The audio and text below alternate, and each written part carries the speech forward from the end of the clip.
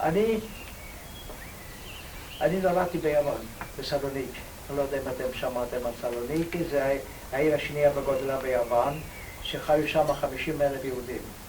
הרבה יהודים, זאת אומרת, אוכלוסייה די גדולה בהשוואה שהאוכלוסייה הכללית של סלוניקי הייתה 280,000, אז 50,000 היו יהודים. יהדות מפוארת, יפה, ששמרה מסורת טוב, אבל ככה הגרמנים כבשו את יוון בהתחלת אפריל 41. ובמשך שנה ושלושה חודשים לא עשו שום דבר נגד היהודים. ורק בקיץ של 42, יום אחד הייתה פקודה על כל היהודים מגיל 18 עד גיל 40 להתייצב, ולקחו אותם למחנה עבודה עבור הצבא הגרמני. ובסוף 42 התחילו את הרדיפות היהודים. קודם כל הוציאו את החוק של הטלאי הצהוב, אתם יודעים, על היהודים היה לעלות את הטלאי הצהוב כדי להבדיל אותם בין האוכלוסייה הנוצרית, ואחר כך עשו מין גטאות, זאת אומרת, אזורים שגרו רק יהודים לא יכלו לצאת מהגטו הזה, באזורים כמו שהמקרה שלי שגרנו עם נוצרים באותו אזור, לא יכולתי לצאת מאזור מסוים, החוצה מהאזור הזה. וזה רק בהתחלת 43, במרץ 43, התחילו באמת את ביצוע מה שהם קראו, כשאמרתי לכם, הפתרון הסופי, זאת אומרת לקחת את היהודים למחנות ההשמדה בפולין. מה שעשה להם קל לעשות את התוכנית הזאת המפלצתית, זה לקחת את היהודים לשכונה בשם ורון הירשיק, מוקמת על יד תחנת הרכבת. ומשם זה היה קל להביא את כולם מכל האזורים של סלוניקי, להביא אותם לשכונה הזאת, ומשם להעמיס אותם לרכבות, לקרונות של בהמות שהיה, ולהעביר אותם לפולין. וככה תפסו גם אותי עם המשפחה שלי, אבא, אמא ואח קטן שהיה בגיל 8, אני הייתי בגיל 15 ושלושה חודשים, ושמו אותנו ברכבת, ונסענו במשך 6 ימים בתנאים איומים. לא היה אוכל, לא היה מים, הצרכים הסניטריים היו איומים, וזה היה נורא שהגענו לפולין. זה לקח 6 ימים, אבל זה היה שום דבר לעומת שהיה חיכה לנו שם. אתם בוודאי ראיתם את זה בסרטים או בטלוויזיה, הרחבה הזאת, התחנת הזה על יד אושוויץ בכניסה, איפה שמקבלים אלה שבאים משם. איך שהגענו לשם וירדנו מהקרונות, היו הקצינים והחיילים הגרמנים שקראו אותם בשם ה-SS, אני לא יודע אם שמעתם את השם הזה, SS בלטינית. זו הייתה יחידה של הצבא הגרמני שהיא נוסדה בשנות ה-20, והם היו פנאטים ומאוד נאמנים להיטלר, היו כשומרי של היטלר, המנהיג שלהם. אבל במשך הזמן הגיעו למספר של אלפים, והם היו ידועים באכזריות ולא רחמים, והם היו אחראים על ביצוע של הפתרון הסופי, זאת אומרת על מחנות ההשמדה ועל חיסול של היהודים. אז שמה קיבלו אותנו, וכשהגעתי לשם הייתי הרגשה שאני מגיע לכוכב לכת אחרת, עולם אחר לגמרי. מעולם של אנשים שיוצאים, הגעתי פתאום למשהו אחר לגמרי, ראיתי שם את החיות האלה, את הקצינים, עם השוטים, מרביצים לאנשים, עם הכלבים שלהם ועם המשרוקים. ירדנו כולנו ולא ידענו מה לעשות, ותקף התחילו להפריד נשים, ילדים וזקנים בצד אחד, ואלה גברים שחשבו שהם טובים לעבודה מצד שני, ועמדנו בשורה. ושם נפרדתי מאמי ואחי, אמי החזיקה את היד של האחי, כפי שסיפרתי לכם, היה ב8, ולקחו אותם משם ולא ראיתי אותם יותר.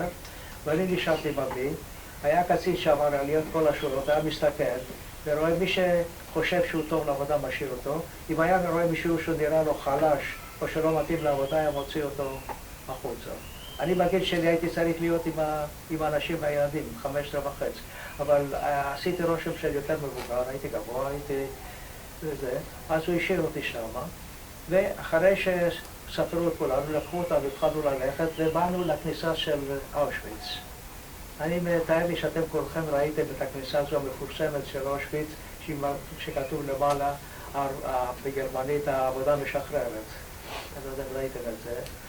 זה מראים את זה תמיד. מי שמחצר את זה.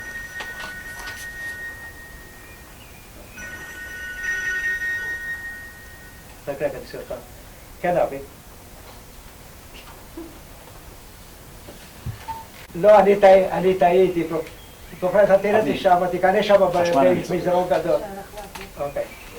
איפה יש שקע קרוב? שקע שקע קרוב. מאחוריך. אוקיי, יופי, תודה. אני מצטער, הפרעתי לך משהו שם? לא, הכל בסדר. מבחינתי אין בעיה. גם שבוע הביגוד. טוב, איפה היינו? איפה היינו? בכניסה לאושוויץ. בכניסה לאושוויץ. טוב, לקחו אותנו למין בניין עם אולם גדול שהיו מקלחות. אמרו לנו, תכף נמסור את כל התכשיטים, את השעונים, את דברי ערך, זה אספו, ואחר כך אמרו לנו להתפשט לגמרי, לעזוב את הכל, לקחו אותנו למין חיטוי כזה קודם, ואחר כך מקלחות, ונתנו לנו את הבגדים של אסירים. זאת אומרת, אתם מכירים בוודאי, ראיתם עם הפסים האלה, את הפיג'מות האלה, את הכובעים, ולקחו אותנו לאיזה...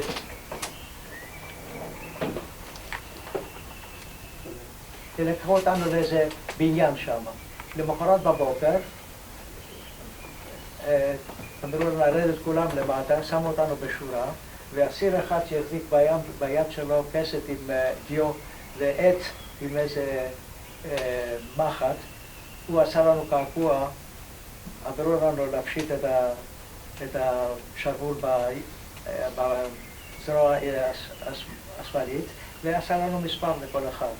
זו הפעם הראשונה בחיים שלי שראיתי קעקוע, ולא ידעתי מה זה בכלל, ולא ידעתי שהקעקוע הזה תישאר לי כל החיים עד היום האחרון בחיים שלי, הקעקוע הזה, ולא ידעתי שמאז הפכתי למספר, זאת אומרת, מאז הפסיקו לקרוא לי כבר בשם, והיו פערים תמיד במספר הזה, במחנה, בשנתיים שהייתי במחנות, שלמדתי להכיר את זה טוב בשתי שפות, בגרמנית ובקוראנית.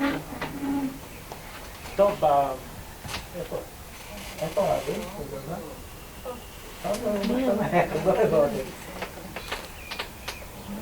יש זה... זה נכדה שלי? מה שלומך?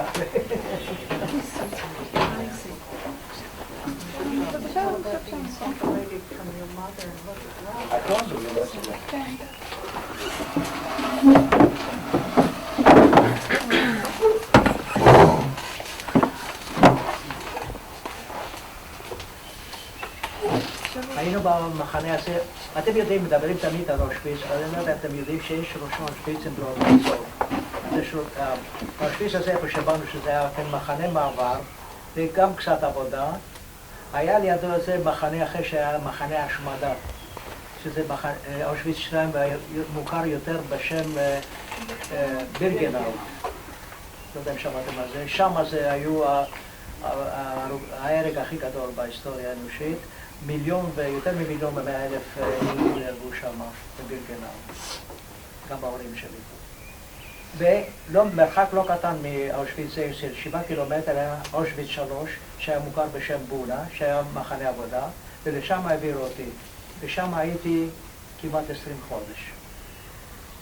כשהגעתי לבונה זה לא ידעתי מה זה, זה היה מחנה כמו כל מחנות העבודה של, או המחנות בכלל ריכוז של הגרמנים, היה מוקף בגדר תיל כפולה, שעליו עבר מתח גבוה של חשמל, והיה מואר מאוד בלילה, ובמרחק של כמה מאות מטרים היו מגדלי תצפית של השומר הגרמני, שהיה שם תמיד עם המכונת ירייה.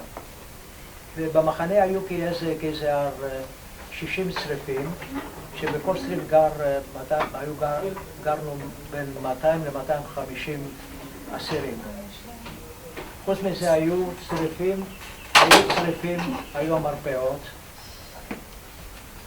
היו המקלחות, היו שירותים והיה המטבח. ושם היו מרוכזים 10,000 אסירים. הרוב היו יהודים, וחוץ מזה היו גם צוענים, ואלה שהיו אחראים על כל הפעולות שם היו גרמנים, לא יהודים, בחלקם אסירים פוליטיים, אלה שהתנגדו לשלטון הנאצי, והיה חלק גדול שהיו פושעים, שהיו בבתי סוהר בגרמניה הרבה שנים, וכשפרצה מלחמה הביאו אותם מבתי סוהר, הביאו למחנות ריכוז, והם היו אחראים עלינו, פושעים גרמנים. אז משם היינו צריכים לצאת לעבודה, ולמחרת אחרי שהגענו יצאנו לעבודה, ולעבודה התנהלה על ידי קבוצות עבודה, שכל קבוצה היה לה תפקיד אחר, וקראו לקבוצות האלה בשם הגרמני קומנדו, והגודל של קומנדו היה בין 15 איש עד 120, הקומנדו הכי גדול. והגודל היה תלוי באיזה עבודה התעסקו, ואלה שהיה להם מקצוע, שמו אותם בקומנדו שהיו בעלי מקצוע, והיה להם יותר טוב. אבל אלה שלא היה להם מקצוע, כמו המקרה שלי ושל אבא שלי, שמו אותנו בקומנדו של עבודות ידניות, עבודות שחורות, וזה היה אחד הקומנדו הכי גרועים. והעבודה שלנו כשהתחלנו למחנה זה היה קודם כל לעבוד עם עטים וליישר את השטח, ליישר את השטחים שעליו התכוננו לשים מסילות ברזל בשביל הרכבת, וכיוון בונה, איפה שעבדנו, זה היה מפעל גדול מאוד, שהגרמנים רצו לעשות מפעל בגודל של עיר, עם בתי מלאכה, מעבדות, מחסנים, גודל של כמעט של עיר. ושם עבדו 50,000 איש. לא רק אנחנו האסירים, שם עבדו קודם כל גרמנים, שהיו אחראים על כל הביצועים של עבודות, מהנדסים, טכנאים וזה.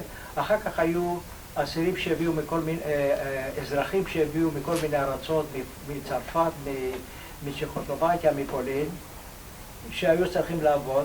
הסיבה שהביאו את כל האלה לצבא הגרמני היה צורך גדול מאוד מיד עובדת, מכיוון הגרמנים עצמם היו בצבא, בחזית, והיה להם צורך בעבודה מיד עובדת בשביל תעשיית הנשק, תעשיית המלחמה של הצבא הגרמני. אז כפי שפעם אני כבר עכשיו, שמו אותנו באיזה קומנדו שזה היה גרוע מאוד. ושם עליתי את המוחם הזה רגיל, העבודות האלה, עם העיתים, להרים פסים ברזל של זה היה כבד מאוד, זה היה קשה לי מאוד. ואחראי על הקומנדו הזה היה גרמני פושע. אכזרי מאוד שהוא היה כל הזמן מכה את האנשים. אבל זה משונה, אני לא יודע למה. יום אחד שהיינו בהפסקה של צהריים, הוא ראה אותי, ואני אף פעם אני אולי לא יכול להבין איך הבן אדם הזה, הוא הסתכל עליי ונתן לי את האוכל שלו. הוא אמר לי, בוא תיקח את הקערה שלו. הוא היה יהודי? לא, היה גרמני פושע. האוכל מה שהיו נותנים לנו בצהריים זה היה זוועתי, זה הייתה מין קערה כזו של מרק, אם אפשר לקרוא לזה מרק של כל מיני עשבים עם מים רותחים, אבל זה היה טוב לפחות למלא את הקיבה ריקה, מכיוון שהרעב זה היה קרוני כל הזמן. והוא נתן לי את האוכל שלו, וכל יום היה מחפש אותי מאז שהייתי שם, בשביל לתת לי את האוכל שלו. וכשהוא היה עובר על יד האסירים ומכה אותם, כשהוא היה רואה אותי, הוא היה עושה שלא רואה אותי ועובר עליו. אני אף פעם לא יכולתי להבין את ההתנהגות של הבן אדם הזה, שהוא היה כל כך אכזרי והוא היה כל כך טוב אליי. טוב, הייתי בקומנדו הזה כמה זמן, אחרי זה העבירו את אבא שלי בשני קומנדו שונים, בעבודות שונות, וגם שם היו עבודות קשות מאוד וזה. טוב, כל זה נמשך כל זמן שהיה הקיץ. כשהתקרב החורף כבר התחיל הסבל הגדול. והסבל הגדול, לפי דעתי, היו מכמה סיבות. הסיבה הראשונה, כפי שאמרתי לכם, זה עבודה קשה מאוד. הסיבה השנייה זה היה הרעב. הסיבה השלישית זה היה החוסר האלמנטרי שבן אדם צריך. במשך השנתיים, בדיוק כשהייתי במחנות ריכוז, כל הרכוש שלי היו הבגדים שקיבלתי, הפיג'מות האלה, הלבנים, הכובע המצחיק הזה עם הפסים, והנעליים שהיו כפכפים מעץ. זאת אומרת, הסוליות היו מעץ, למעלה היה חתיכת אור קדימה, חתיכת אור מאחורה, ועשוי מבד מברזנט כזה, שזה היה נגדם, ועם הכפכפים האלה. והכפכפים האלה זה היה אסון. למה זה אסון? מכיוון, אם היית מקבל, לא תמיד קיבלת באותה מידה. אם היית מקבל אחד שהוא קצת יותר גדול מהשני, היה משפשף לך ברגל, ועושה פצעים. והפצעים אחר כך, אחרי כמה זמן, נעשים עם אינפקציה, עם דלקת, אחר כך מתנפח, וכשהרגל מתחילה להתנפח זה כבר התחלת הדרך לכיוון המשרפה. למה? אתה כבר לא טוב לעבודה, ובזה צריך להיזהר מאוד, שלא יהיו לך, איך שקראו בצחוק הגרמנים עם האכזריות שלהם, די כפי זה רגליים משמנות. ואתם יודעים שאני עד היום לא מסוגל לכמה דברים. אני לא מסוגל לזרוק את הנעליים הישנות שלי. אני מחזיק נעליים 5-6 שנים ומתקן אותם ומחזיק אותם. לא שאני קמצן, לא קונה חדשות ולא כשאני לא יכול להרשות לעצמי, אבל יש לי בתת הכרה המחשבה הזאת שבתקופה ההיא, והיה לי זוג נעליים מעץ הישנות האלה, הייתי האדם הכי מאושר בעולם. אני עד היום מסוגל לזרוק סמרטוט אחד. למה? מכיוון במשך שנתיים לא היו לו גרביים. המילה גרביים לא הייתה קיימת שם, היו לי סמרטוטים שהייתי שם ברגליים. כן? סמרטוט. והסמרטוט הזה היה נקרא. או שמישהו היה גונב לי אותו, אז הייתי מסכן. תארים לעצמכם בחורף, בשלג, ללכת בלי, וזה עם הכפכף הזה מעץ. והייתה רק אפשרות אחת לקנות סמרטוט אחר, וזה היה עם לחם. זה היה הכסף שלנו שם.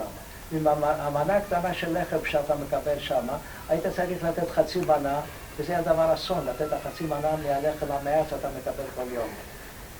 וגנבו לי פעם את הזה, גם המגבת היה אותו דבר, הייתה לי מין מגבת כזו, סמרטוט כזה קטן, שגנבו לי אותה פעם אחת, והייתי צריך לתת חצי מנה מהלחם כדי להשיג מגבת שאני אוכל... וזה נמשך ככה עד התחלת החורף של סוף שנת 43. ואז הייתי רזה מאוד, ואבא שלי היה רזה מאוד, ושמו אותנו מבלוק, מהבית חולים או מהמרפאה שלחו אותנו לבלוק מיוחד שהיה כמין בית הבראה. זה מצחיק להגיד בית הבראה במחנה ריכוז, אבל מה קורה? סיפרתי לכם שלגרמנים היה צורך מכל יד עובדת, ורצו לשמור על אלו שיכולנו לעבוד עד הרגע האחרון. ובשביל זה שלחו אותנו למקום כזה שאופן בן אדם יכול להיות חודש שם, ואם היו רואים שאחרי חודש אתה התחזקת ואתה יכול לחזור לעבודה, היו שולחים אותך לעבודה. אם היו רואים שאתה כבר לא טוב לעבודה, שולחים לבירקנאו, למשרפה. ויום אחד, אחרי שהייתי שבועיים שמה, קרה הדבר הנורא שמזה פחדנו כולנו, מה שקראו בסלקציה.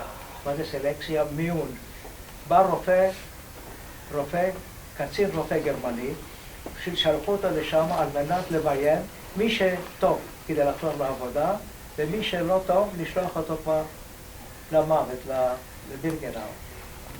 ונתנו הפקודה, כולנו לעבור לפניו, ערומים לגמרי, והוא היה מסתכל, יושב שם, וכל אחד ערום עובר לפניו, הוא יושב שם בכניסה של הבלוק, הוא עושה ככה.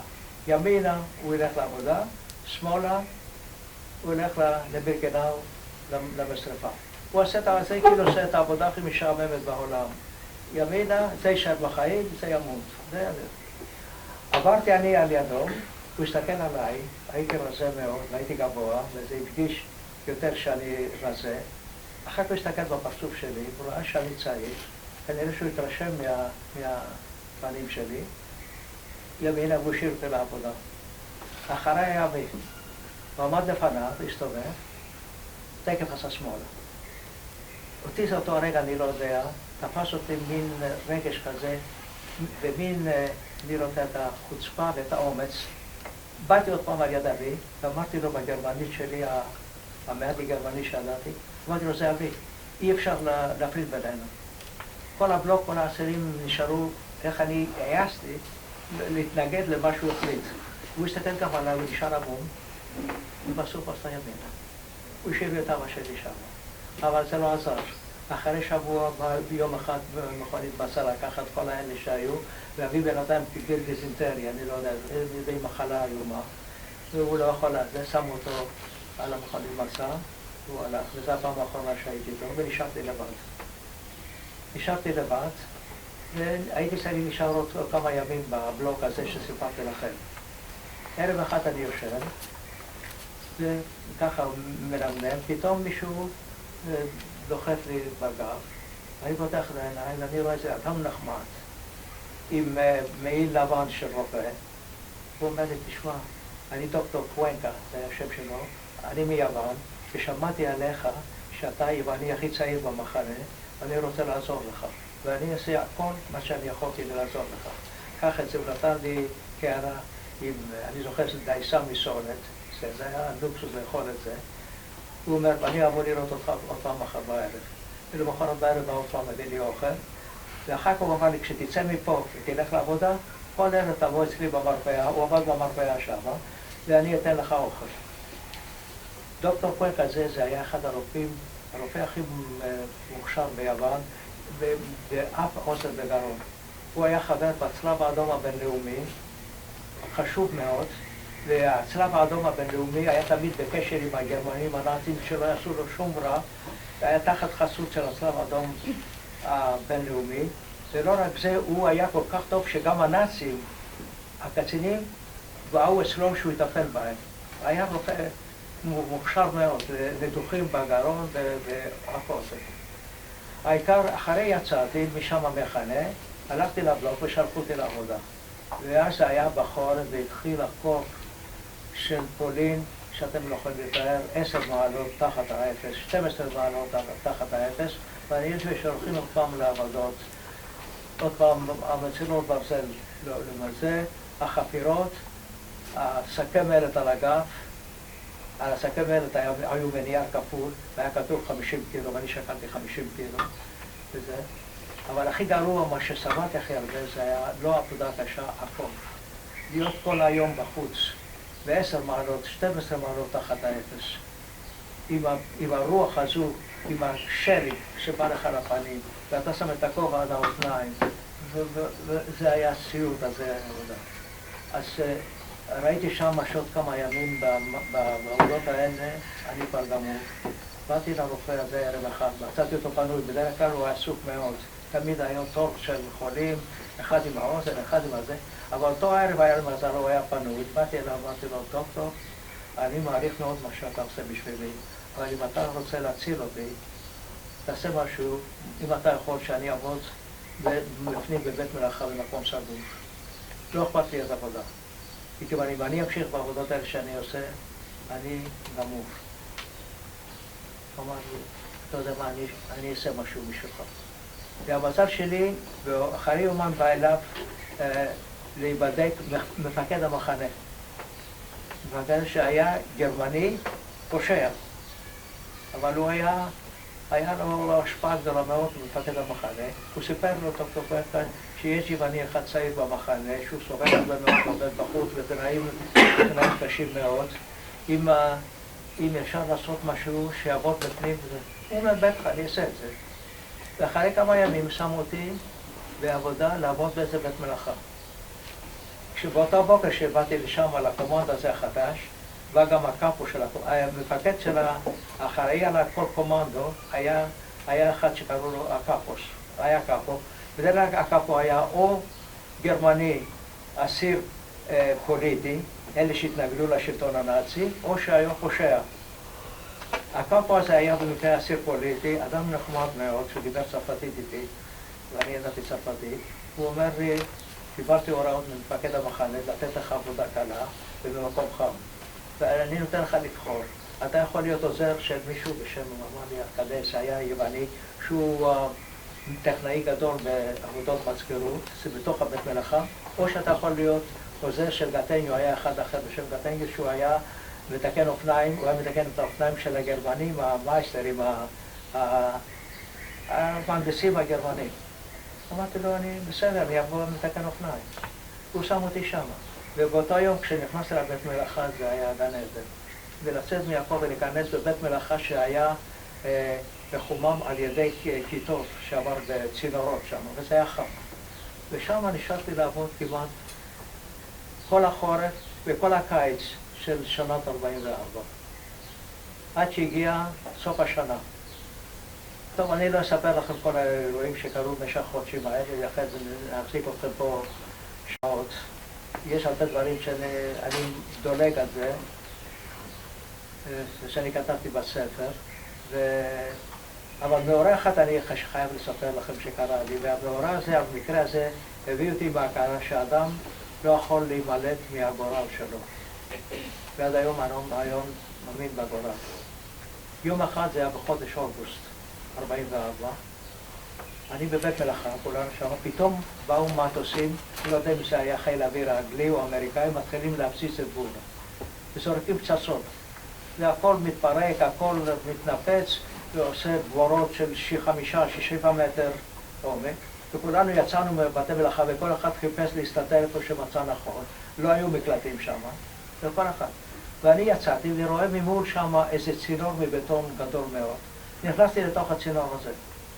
אחרי 2 דקות הייתה לי מין הרגשה איומה.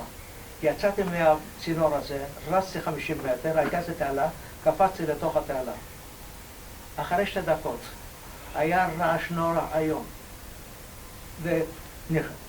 והכנסתי את הראש בתוך עלה, ועם הידיים למעלה, וכוסיתי עם בוץ.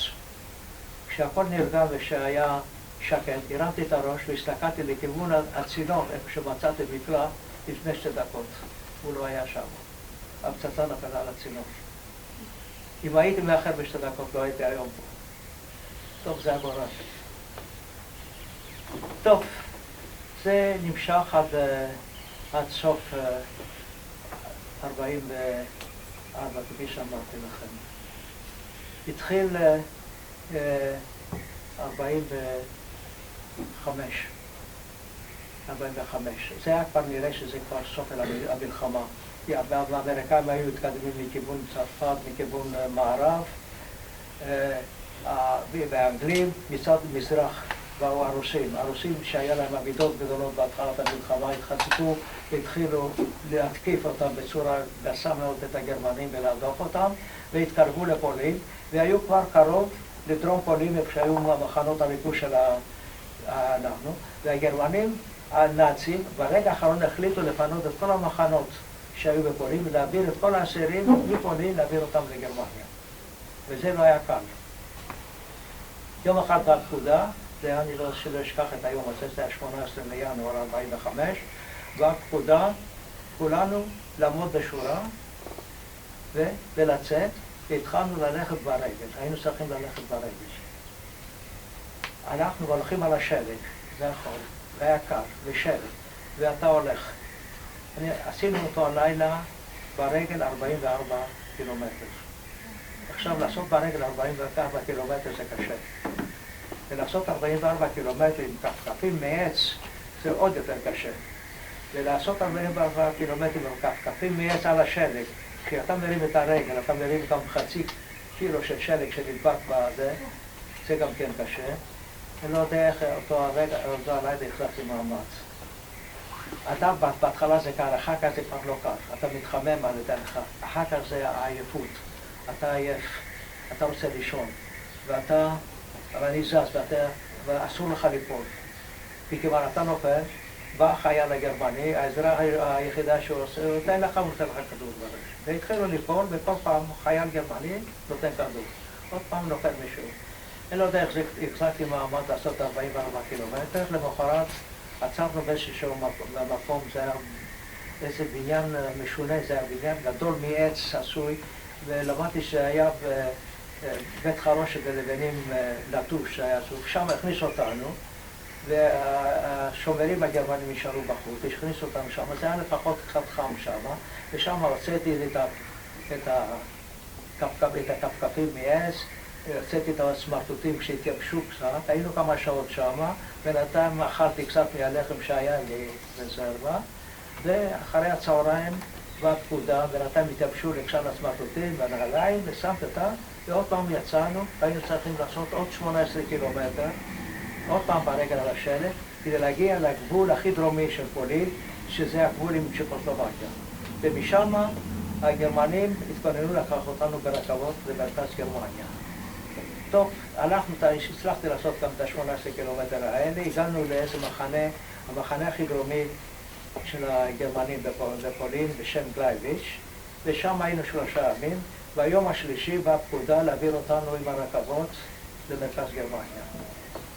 הרכבות האלה היו קרונות של בהמות, בלי כיסוי, קרונות פתוחים, ושם הכניסו בכל קרון, נתנו לנו קודם חתיכת לחם וחתיכת נקנית, והכניסו אותנו בפנים, ובקושי אפשר היה לעמוד אחד על יד השני, והשלג יורד עלינו, והקרונות והתחילו לזוז. הדבר היחידי שהיה לי זה חתיכת סמיכה שכיסיתי את הראש שלי, ונוסעים, והרכבת נעצרת כל כמה זמן. למה הייתה נעצרת? מכיוון נתנו עדיפות לרכבות של החיילים והגרמנים שהיו באות מיחסית, שהיו פיצויים גרמנים, היו צריכים לעבור קודם. אז הנסיעה הזו לקחה זמן. פה נעצר, ממשיכים עוד כמה קילומטר, עוד פעם נעצר. לילה אחד אני לא אשכח מה שקרה לאחד. זה לאחד הדין הזה. אז הרכבת עם הקרונות האלה נעצרה בפראג. אתם יודעים פראג, בירה בצ'קוסלובקיה. נעצרה שם תחת איזה גשר, מאיפה שהצ'קוסלובקים עברו מצד אחד לצד השני. וזה היה ב7 בבוקר.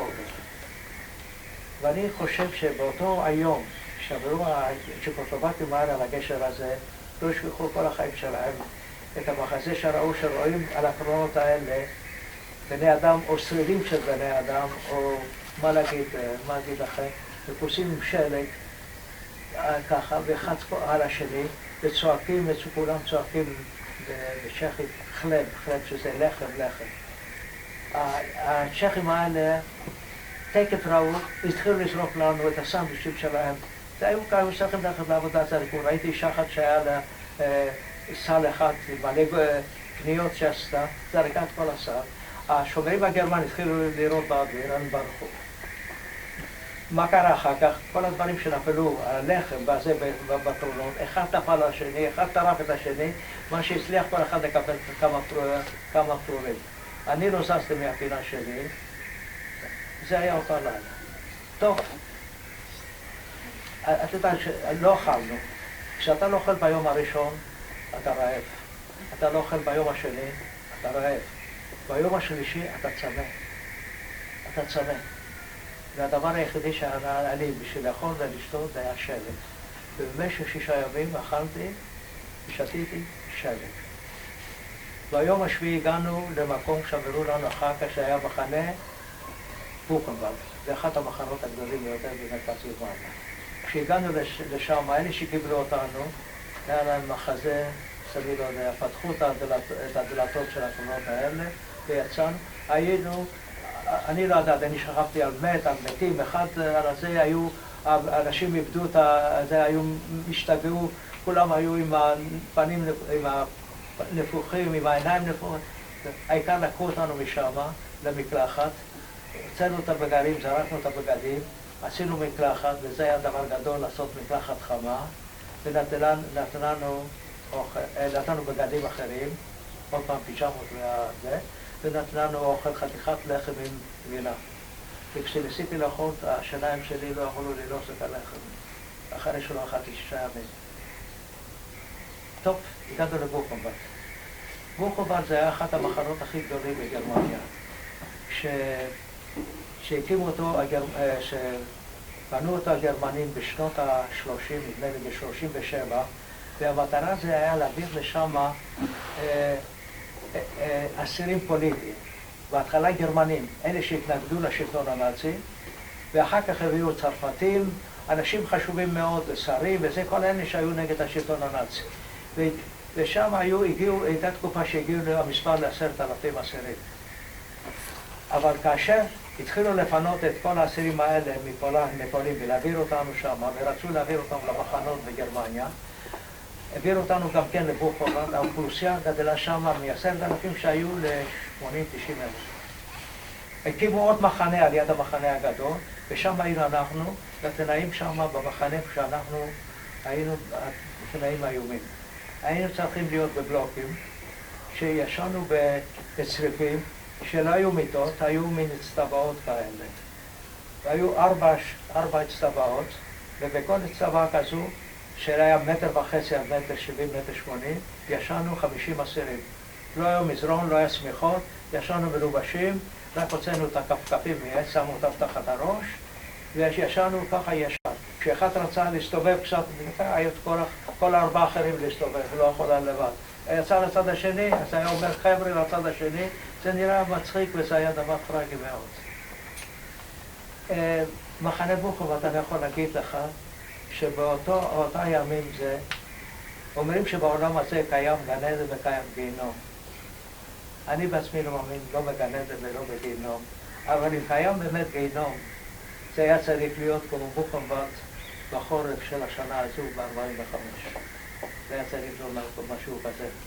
היית רואה אנשים, האסירים בתוך המחנה, עם איזה שמיכה על הראש, להתגונן נגד הקור, נגד הרעב, אולי נגד המוות.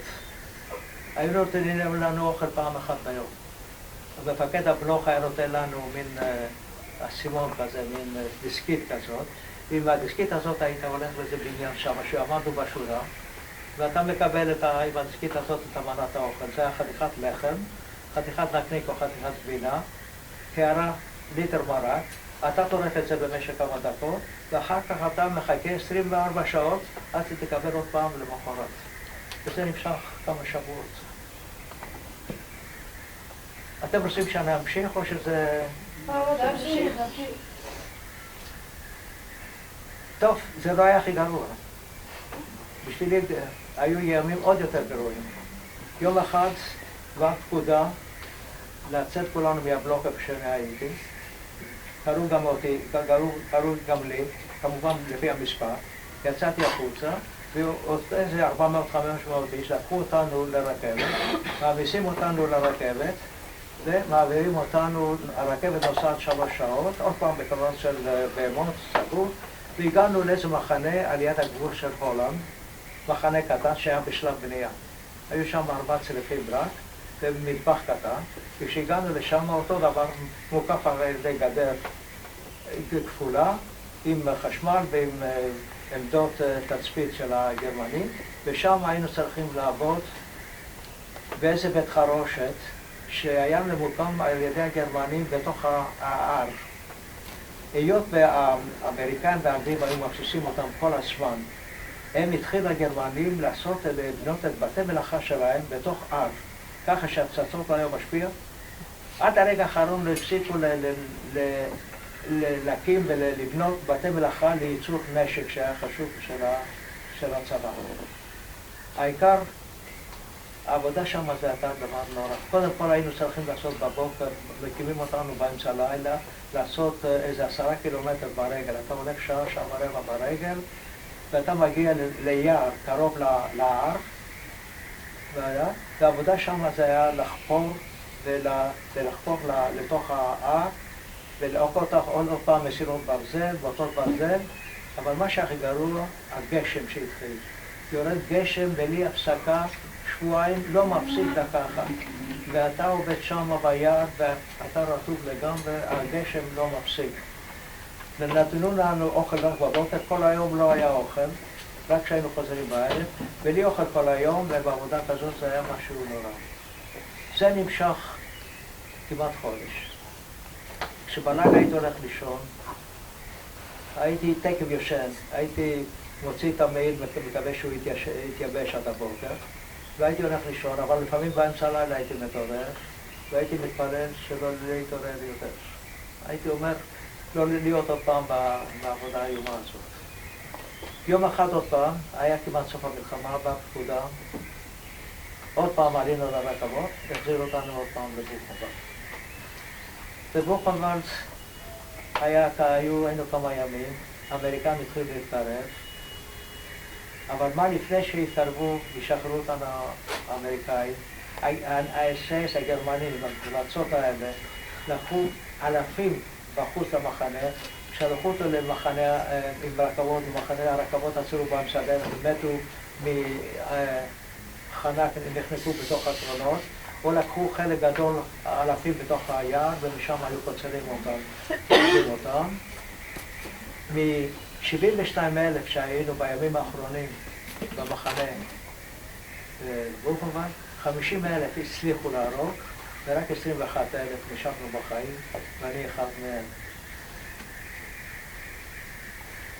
יש עוד הרבה מה לספר, אני לא יודע. יש לכם שאלות? יש לך לקקוע עם המספר? שאלות?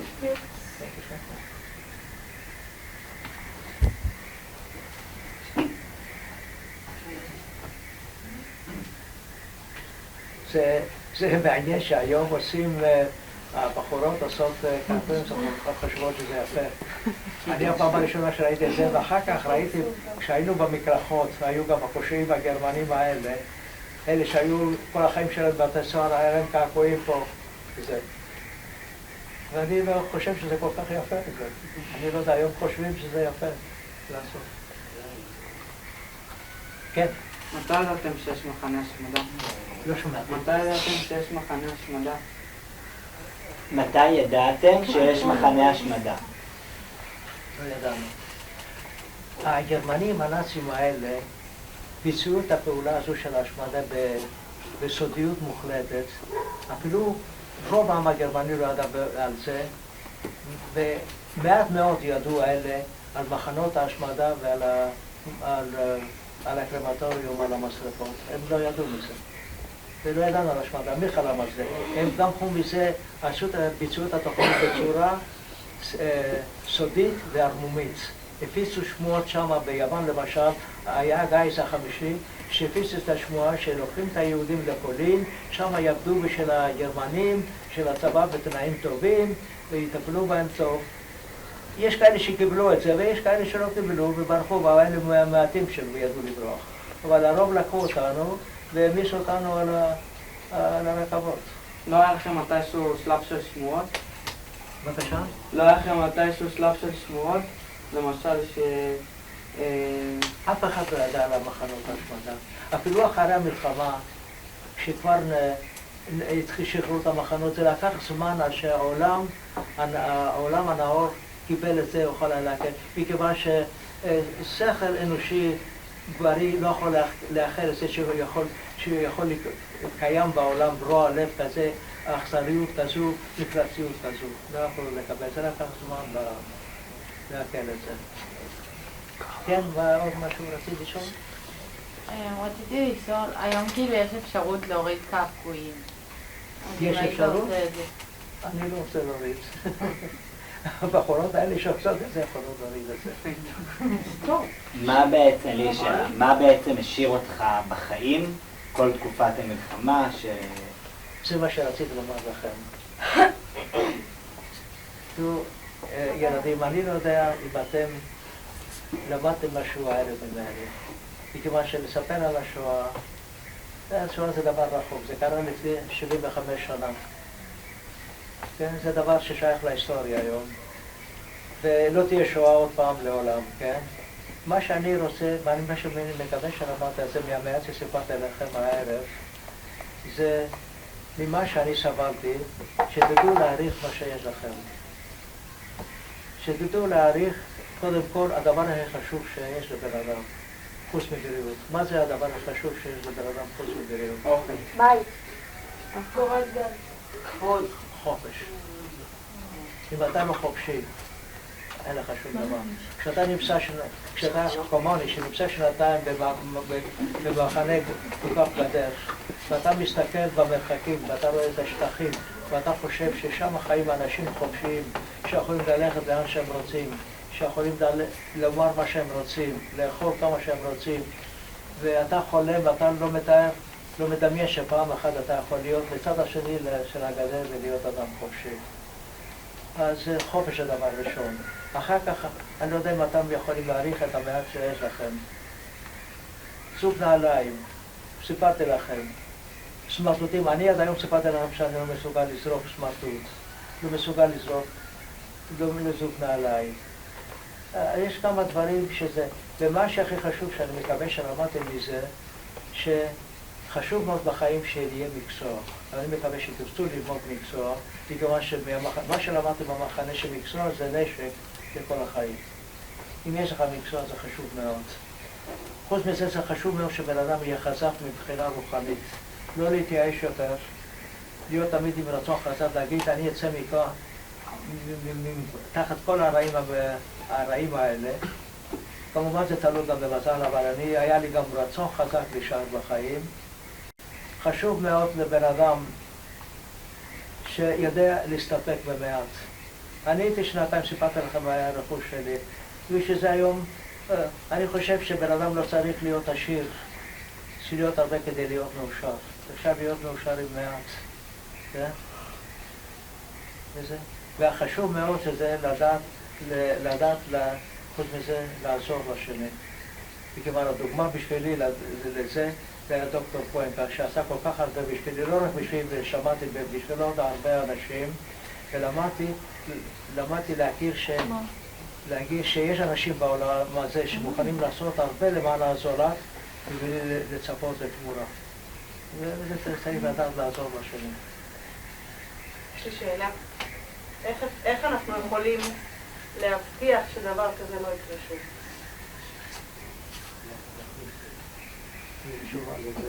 למה שיקרה שוב? למה זה קרה אז? איך אפשר למנוע את זה? למה אתה חושב שיכול לקרות? אני לא יודעת אם זה יכול לקרות. אם תקום עוד פעם גרמניה נאצית או לא נאצית, אבל מי יכול להיות? רק אנחנו יכולים... למה אז לא ידעו שדבר כזה יקום? אף פעם לא יהיה, אני לא חושב שאף פעם יהיה בעולם שלטון כזה של טירוף כמו שלטון הנאצי בגרמניה. זה דבר כזה שלא יכול להיות שיכול לקרות פעם. מלחמת העולם? אני לא יודע. יצחק, הם רוצים פה לדעת בין כמה אתה. אני חושב שאף פעם לא פותרים בעיות עם מלחמות. במלחמות יש רק הרוגים משני הצדדים ואף אחד לא מרוויח. פותרים בעיות רק בשלום ובהבנה אחד עם השני. עם כוח ועם זה לא פותרים בעיות.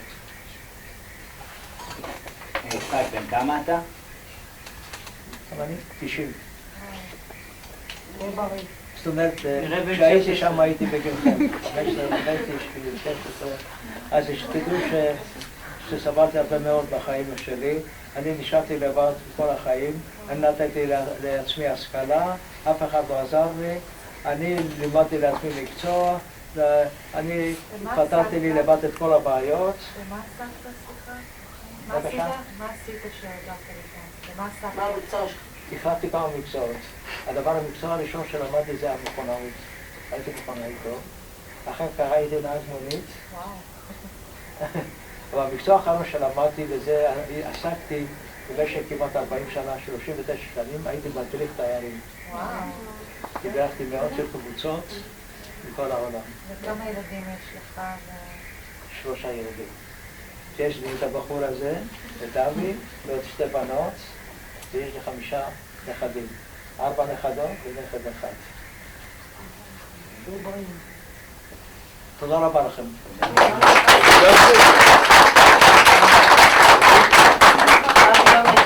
לא, יש לי שאלה, כי קראתי את הספר הזה, יש ספר שהוא כתב וקוראים לו חימריה.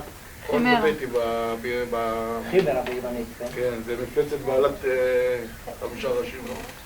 לא, חימרה, את השם זה נתתי במיתולוגיה היוונית, חימרה זה מין מפלצת כזו, שחצי של נחש וחצי זה, אבל במשך הזמן באה המונח הזאת לסמל כל דבר שאי אפשר לקלוט וכל מחשבה אוטופית זה חימרה. ומצאתי לנכון לתת לספר שלי את השם הזה. אני רוצה לומר לכם שסיפרתי חלק קטן מאוד מהספר, בגלל אם הייתי מספר לך, היינו יושבים פה כמה שעות. אז דלגתי על הרבה מאורות אולי חשובים, אבל סיפרתי על מה שאני חשבתי, נזכרתי במה שמצאתי הכי נכון לספר. רגע, יש פה שאלות, שנייה. רגע, אבל אני רוצה לשאול שאלה מעניינת. האמת מאוד מורכב. אני רוצה. סיפרת על דוקטור קואשה, קראתי עליו הרבה בספר.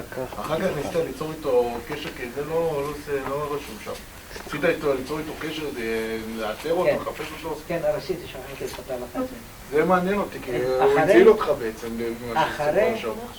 אחרי שהשתחררנו בבוכנוולד, ביום השחרור, אחרי שחגגנו, היה חג כזה, היה תסמורת וזה, שהיינו חופשיים כבר, יצאתי מהמסדר שם, היינו חופשיים, ופתאום אני ראיתי ממולי את דוקטור פואנקה עם עוד בן אדם, מלובש בבגדים של אזרח, וכשהוא ראה אותי, הוא היה שמח, הוא אומר, אתה נשארת בחיים עד הרגע האחרון, מכיוון שהוא לא ראה אותי כמה חודשים אחרי שפינו אותנו מבונה, הוא לא היינו, הוא לא ראה אותי, הוא שמח שנשארתי בחיים. הוא אומר, באו בשבילי מז'נבה, שלחו מטוס מיוחד מז'נבה לבוכנוולד, על מנת להעביר אותו משם לז'נבה. הוא היה כל כך חשוב בצלב האדום הבינלאומי. אז שמחתי לראות אותו, הוא לחץ את היד, הוא אמר לי, תצליח. וזה היה, וסיסיל את החיים. וכשנסעתי פעם הראשונה, אחרי שעליתי ארצה ב-64 ליוון, הלכתי לראות אותו. הוא הייתה לו מרפאה, לא בסלוניקי, הוא היה לו מרפאה באתונה, ושמחתי לראות אותו פעם השנייה. זה היה אדם נפלא, דוקטור פואנקה. הוא היה יהודי, לא? יהודי זה. יהודי במשפחה עשירה, כן. כן, מה? איך השתחררת? כאילו ברחת? איך השתחררת? לא סיפרתי לכם על הימים האחרונים, זה גם כן סיפור ארוך על הימים האחרונים. בימים האחרונים כשהיינו שם בבוכנוולד, הגרמנים ידעו שכבר האמריקאים קרובים מאוד. וסיפרתי לכם, לקחו 5,000 כל יום והיו הורגים אותם ביער שם, או שמים אותם ברכבות ושולחים. ובימים האחרונים כבר לא נתנו לה לצאת מהבלוקים, ולא חילקו, לא היו מסדרים, לא נתנו אוכל, וידענו כבר שהאמריקאים קרובים מאוד. בבוכנוולד, בין האסירים הפוליטיים, הייתה מחתרת, והיה להם, את יודעת, איך קוראים לזה? מורס, שנותנים... קוד מורס. קוד מורס. ושלחו במורס מסר, איך זה נקרא? הודעה. מייל. מידע. מסר. טלגרם, לא? כמו הטלגרם. פה מחנה בוכנוולד. הגרמנים עומדים להרוג אותנו, להשמיד אותנו. בבקשה, תעזרו לנו. והאמריקאים שהיו קרוב מאוד שלחו בחזרה את התשובה, תחזיקו מעמד, אנחנו קרוב מאוד, עוד מעט נציל אתכם. ובאמת אחרי כמה שעות היו קרובים, שמענו יריות ביער, ופתאום ראיתי, הסתכלתי במגדל של השומרים, היה ריק, השומרים ברחו ועזבו אותנו חופשי. ובאו אמריקאים. כן. ראית את היטלר? נו, מה זה שאלה? היטלר. זו שאלה חשובה. ראית את היטלר? ראית את היטלר פעם? איזה? היטלר. אני? איך אני ידעתי? זה כמו שאת תראית ביבי. לא, פעם, ראית אותו? ראית אותו. איך אני ידעתי? למה מישהו ראה אותו, כאילו... ההיטלר זה שאתם אומרים שזה עלה מלא שנאה ליהודים, זה היה עד יומו האחרון. כאשר היה בבונקר שם בגרמניה בברלין, הוא התאבד, ולפני שהוא התאבד הוא כתב על השנאה שלו ביהודים. עד היום האחרון היה מלא שנאה ליהודים. כן. אני. לאן הלכת אחרי שהשואה? זה כבר סיפור ארוך גם כן. ואני רוצה גם כן לספר לכם קצת. אחרי השואה הייתי חודשיים חופשי בבוכנוולד, חופשי ללכת לאן שרציתי, ועבדתי בשביל האמריקאים והיה לי אוכל בשפע. והיינו צוללים כל הזמן. כדי שתבינו, זה ב-50 קילו ששקעתי כאשר השתחררתי, הגעתי ל-72 קילו. הייתי ככה גרבר, בריא וזה, ואחרי חודשיים העבירו אותנו, החיל האוויר האמריקאי מבוכנוולד, העבירו אותנו לצרפת. הייתי 3 חודשים בצרפת, במקומות שונים, ואחר כך עליתי ארצה. וזה סיפור שלם, איך עליתי ארצה בלתי לגלי. בלתי לגלי זה סיפור שלם. ובאתי פה לארץ ב-45. אבל אני רוצה לומר לך משהו, כשהייתי בצרפת 3 חודשים, היה לנו תנאים טובים מאוד. אוכל בשפע, ללכת לאן שרוצים, כולם בכל מקום קיבלו אותנו, הניצולים יפה, נתנו לנו מה שרצינו, וזה הכל יפה, היה טוב. ויכולתי ליהנות, אבל בלילה כשהייתי הולך לישון, לא יכולתי לישון. הייתי תמיד חלומות ורואה את המחנות, אבל הדבר הכי גרוע, המחשבה שאיבדתי את ההורים ואת אחי הקטן, ומצאו את המוות הכי גרוע, שהכי מפלצתי. ואז תקף אותי מין רגש של אשמה. למה רגש של אשמה? הייתי שואל את עצמי, למה אני נשארתי בחיים והם הלכו? הם היו יותר טובים ממני. וזה לקח שנים עד שהשתחררתי מהאשמה הזאת. כשעליתי ארצה עוד כמה שנים,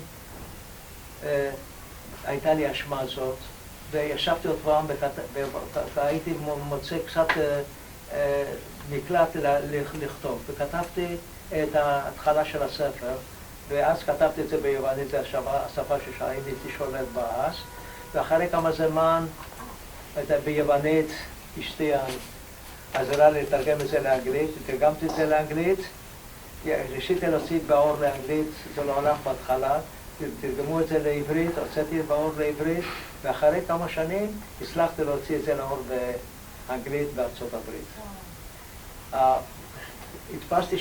התפסו בעברית 350 העתקים, חילקתי את כולם. מ-350 נשאר לי העתק אחד. יש גם אחד אצלי. יש לו אחד. באנגלית נשאר לי כאן.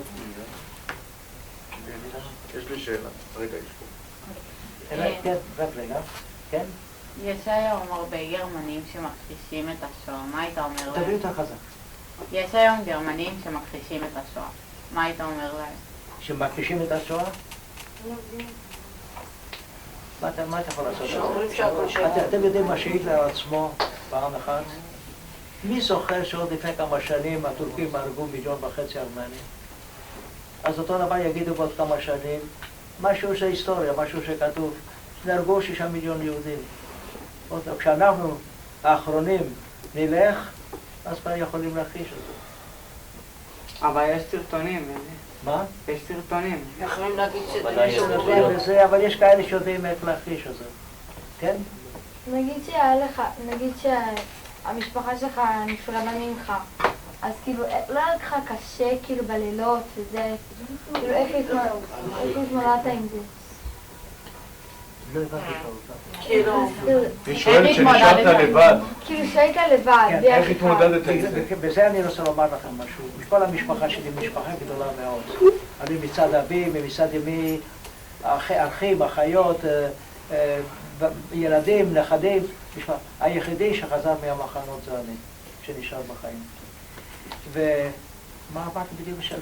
איך התמודדת עם זה שנשארת איך לבד? התמודדת עם זה? איך התמודדת עם זה שנשארת לבד? אחרי השחרור, כשהביאו אותנו בצרפת, ושם בצרפת יכולתי להחליט, לקחו אותנו באיזה משרד, שנתן לנו אפשרות לבחור לאן אתה רוצה לחזור. מכיוון שאי אפשר להחזיר אותנו ישר, היוונים שהשתחררנו בבוכנוולד, ניתן להעביר אותנו ישר ליוון, מכיוון שאז היה הכל הפוך, הרכבות, לא היה אחרי המלחמה. אבל העביר אותנו לצרפת שהיה מרכז, בשביל כל הניצולים להעביר אותם לכל אחד למולדת שלו. ואני יכולתי לחזור ליוון. אבל אחרי שחשבתי טוב, אמרתי לעצמי, איך אני אחזור ליוון לבד? איך אני אסתובב שם ברחובות, שכל רחוב זה זיכרון אחד, שעברתי את החיים הכי מאושרים בחיים שלי, ולראות לבד זה עכשיו, בלי ההורים, בלי אחי. אמרתי, זה לא יכול לחיות ביוון, והחלטתי לי לחזור לעלות לארץ. וזה סיפור גדול איך שעליתי לארץ, בלתי לגלי, וזה איך שעליתי. זה כבר סיפור אחר. כן, אבי. גם סבא שלי ואח שלו ניצלו מהשואה. איך ידעת שהם בחיים, כאילו, גיליתם אחד את השני כי נפרדתם? יש סיפור אני לא יודע את זה האמת. יש סיפור יפה על הסבא ולדוד שלו של אבי. 2 אחים, האחד היה יצחק בורלה, כמו השם שלי, והשני אברהם בורלה, שבזמן שלקחו את הגרמנים, את היהודים בגיל 18 עד גיל 40 לעבודת כפייה בשביל הצבא הגרמני, לקחו גם אותם, את אלה שני אחים, לעבוד בשביל הצבא הגרמני, במחנה של הצבא הגרמני.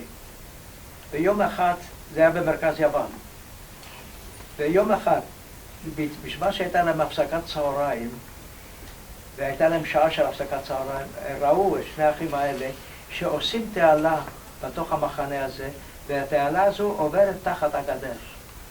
והחליטו מיד לברוח. נכנסו לתוך התעלה, ולאט לאט בזחילה יצאו מחוץ למחנה. הם חשבו שזה היה בהתחלה של השעה של ההפסקה, עד שהגרמנים אחרי השעה של ההפסקה ירגישו שחסרים שניים, הם היו כבר רחוקים, והיה להם שעה בלי לברוח. וברחו והגיעו לאתונה. זה דבר שרואים בסרטים. וזה נשארו באתונה ביוון, שם כמובן עם תעודות זהות מזויפות, עם שמות של יוונים נוצרים, ושם נשארו עד השחרור, עד הסוף. ואיך גיליתם אחד את השני? מה? איך גיליתם אחד את השני אחרי המלחמה?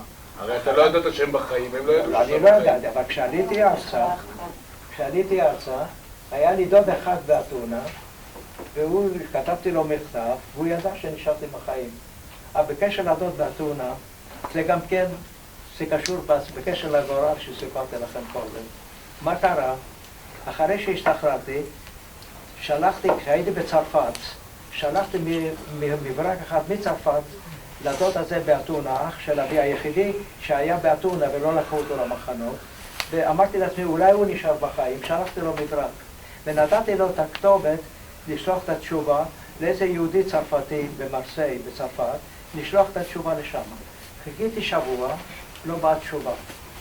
שלחתי לו עוד מברק, חיכיתי, לא בא, בינתיים באה אונייה כדי לעלות לארץ ישראל, עליתי ארצה, וכאלה כשעליתי ארצה, המכיר הזה הצרפתי שלח לי את התשובה של הדוד שלי, שהוא ניצל, והוא מבקש לחזור ליוון. זאת אומרת, אם הייתי מקבל את התשובה שלו לפני שהאונייה תגיע לצרפת, הייתי חוזר ליוון. אבל היות והתשובה הגיעה מאוחר, אני כבר בינתיים הייתי ארצה. וזה הגורל, האיחור הזה של המברק ששינה לי את כל החיים. זה גורל. תודה. תודה רבה.